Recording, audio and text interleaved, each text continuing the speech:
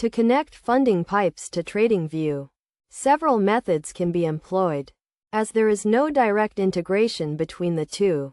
One approach is to utilize TradeLocal integration, where funding pipes offers a platform that includes a trading overlay, allowing TradingView charts to be used directly within the TradeLocal platform.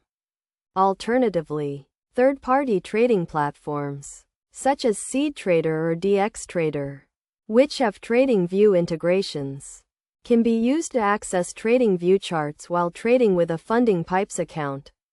A third method involves manual charting, where TradingView is used independently to analyze charts and identify potential trading opportunities, and then trades are manually executed on the funding pipes account based on that analysis. These methods provide a way to use TradingView charts in conjunction with a funding pipes account, even in the absence of a direct integration.